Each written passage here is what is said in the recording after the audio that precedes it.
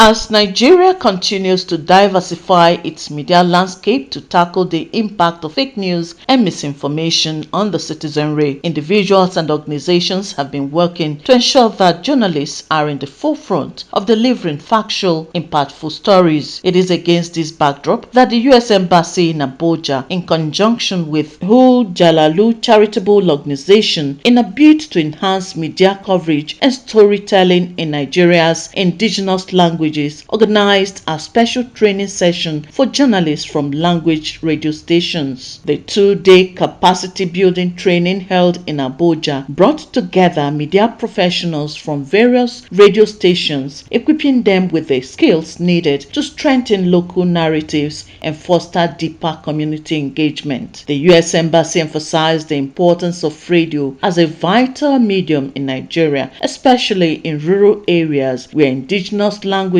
dominate communication, and charged participants to cascade their knowledge to their colleagues. The stories that you tell, the stories that you cover, the people you interview, the news or the information that you scrutinize contributes to Nigeria being a better place, contributes to your communities being better informed, for them to advocate for themselves, for them to make their communities better and better their lives. And that's action is to make sure that the people in the grassroots, they get the best form of information, because they need to be informed, they need to be educated, and they need to also be entertained.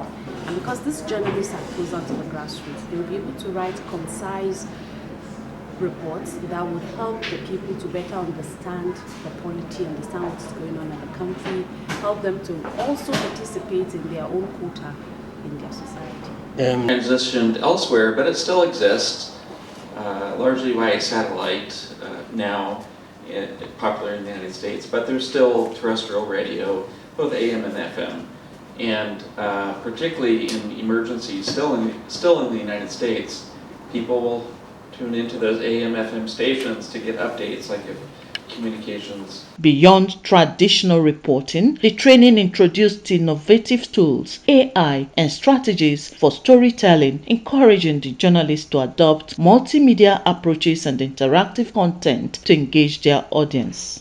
Captivates your listener and transports them from where they are to your studio. A picture of a restaurant, for instance. Your listener should be able to do a mental pictorial of what you're talking about or the place you're trying to describe. They should have a mental view of the place from the way you have described or you have told them about that restaurant. So that is... Verify information before publication. Use primary sources whenever possible.